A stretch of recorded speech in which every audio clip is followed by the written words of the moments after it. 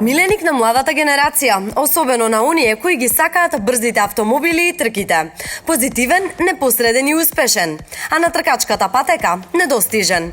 Игор Стефановски иđe за бекстејдж открива од кога и каде се роди љубовта кон брзината и автомобилите, како и тоа каков е патот до европскиот врв.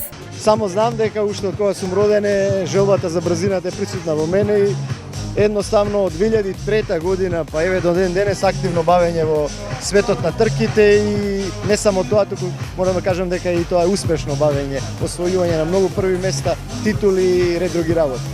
А каков е патот до европскиот врв? Многу тежок, многу трлив, меѓутоа морам да кажам дека е и текако добро чувството кога ќе ги победите најголемите тимови во Европа.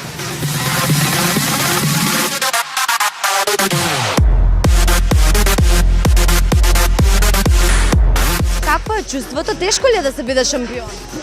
Па, верувајте дека е тешко, а уште потешко да ја потврдите титулата, бидејќи два пати сум европски шампион, но морам да кажам дека и текако годи. Знаете дека сте постигнале нешто што малкумина во Европа го постигнале тој успех. Кажи ми нешто за адреналинот во тебе пред да почнеш да се надпреваруваш да се... Па не може да се опише. Видете, адреналинот е она што ме држи во живот, едноставно брзината е тоа што ме прави да сум ваков секој ден и тоа е во мојата крв и се надевам дека ќе продолжам да го правам додека можам. Освен што е најдобар автомобилист, иđe и бренд амбасадор на Јуте Кредити. Па Јуте Кредит е сериозна компанија, Горцум што едноставно застанаа позади мене, што имаме одлична соработка. Некако не спои брзината на она што го даваат надавањето пари во моментов, една од број 1 компаниите во тој сектор и Горцум што сум нивно заштитно лице и што ќе продолжиме оваа соработка во иднина.